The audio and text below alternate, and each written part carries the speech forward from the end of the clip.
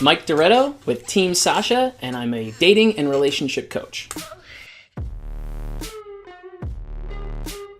I started coaching officially in 2012. I took my my boot camp with Sasha Daygame in fall of 2011, and he actually said, "Hey, it looks like you got the hang of this pretty quickly. Would you like to come work for the company?" But at the time, I felt a lot of imposter syndrome. Who am I to just jump into this thing? I wanted to get a little bit more experience with dating myself before I did that, so I held off on the offer. Then Sasha invited me to help co-teach one of his boot camps in Toronto and then New York City. And after that, I started teaching them on my own, and I've been doing that ever since. My backstory is I was actually always sort of naturally good at relationships. I had long-term relationships starting from the age of 13, but I didn't really start them myself. Basically, girls would get crushes on me, and then through a friend or whatever, that the stupid, immature middle school or high school stuff, they'd let me know that they liked me, so then I would feel like it was okay for me to pursue them. I would feel comfortable. Basically, they gave me the permission before I pursued them, and then once I was pursuing them, I could maintain a relationship, and I had some natural skills at that. But I ended up getting married pretty young. I was 24. I got divorced 4 years later, and I found myself at 28 having never approached a girl, never gotten a phone number, never picked up anybody in a bar, didn't even know where to start with that. So I eventually found Sasha's program. It was all about being direct, being honest, being authentic and genuine. That really resonated with me. So I took the course, and it revolutionized my life.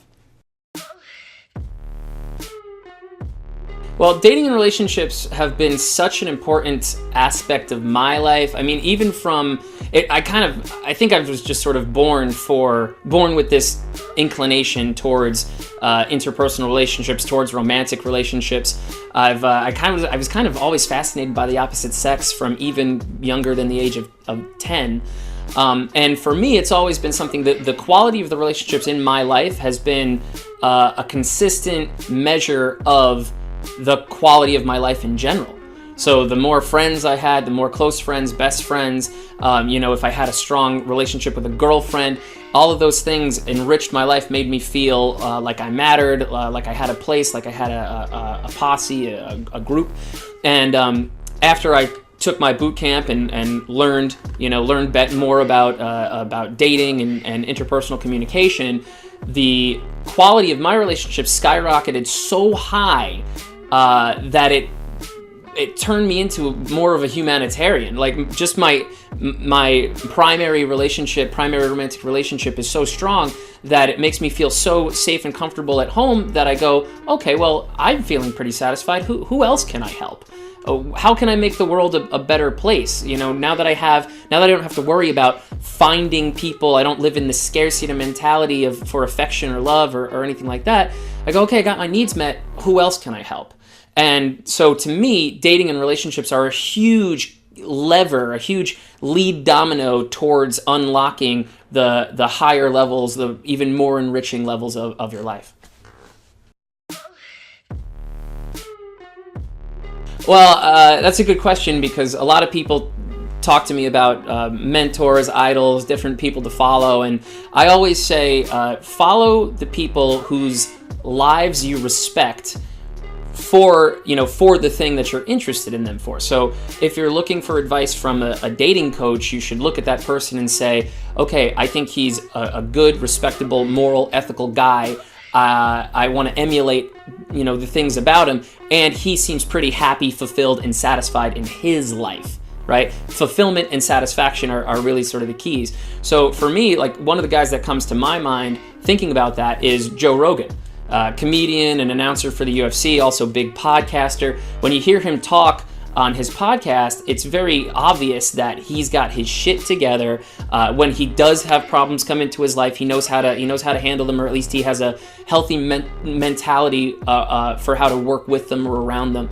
A similar guy, Tim Ferriss. Now, I don't know about anything really about his love life or stuff like that, but when you think about business, personal development, and just how to attack problems and how to face fears. He seems like he's got that aspect of his life pretty well handled. So those two guys come to mind.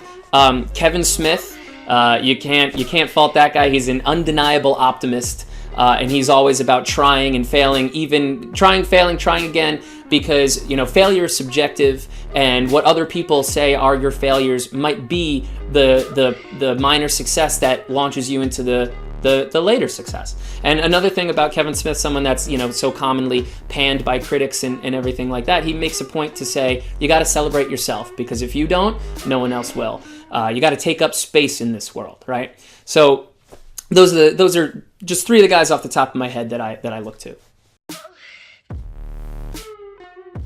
So the biggest challenges are really combating the expectations and assumptions that people bring with them into the program.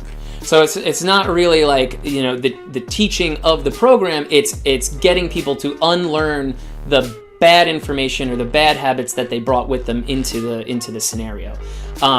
That's number one. And then hand in hand with that is convincing them, getting them to believe that the answer to their problem, the truth to the situation, is actually much simpler than they think it is. A lot of people come to us and they say, oh, well, you know, I'm a smart guy. I've been trying to deal with this for years. I've been reading self-help books. I've been taking other courses, digital courses, blah, blah, blah, anything that's not live training, sometimes even a little bit of live training.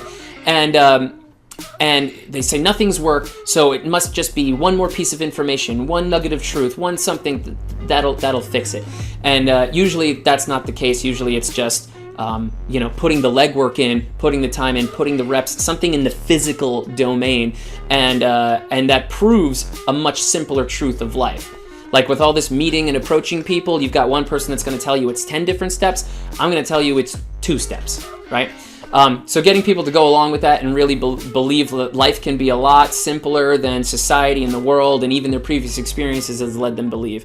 Those 2 things are my biggest challenges. I'd say the greatest reward to being a coach is seeing the progress that people make. And one of the reasons I like to teach the way that we teach, you know, in the boot camp or an immersion style, is that I get to see people make dramatic progress in a very short amount of time. There's nothing that makes me happier than having somebody come to me telling me a story like, I spent the whole last year of college locked in my room. I didn't go out and talk to anybody. I've never approached a woman, or I approached 2 and I had a bad experience. They start that way on Saturday morning, and then by Sunday evening, they've approached, you know, 40 different people, gotten phone numbers, maybe even instant dates, and they're saying, I can't believe that happened. I can't believe I even have this ability, and they feel like they just gained a new superpower. That's the best thing about it. That's the best immediate thing. Actually, I would say there's an even better thing, which is the best students tend to become good friends. They keep in touch afterward. They check in and say, oh, here's my progress. Here's how I'm doing. Oh, you're not going to believe it. I got this amazing girlfriend. I got this amazing fiance. I'm married now. I started a business. Those relationships, forming those with the people that I help, that's the most rewarding part, because that's like a lifelong gift that keeps on giving. So that was a little bit of an introduction to me. I hope you liked what you saw. And if you're considering working with me, I look forward to getting out there in the field with you. Take care.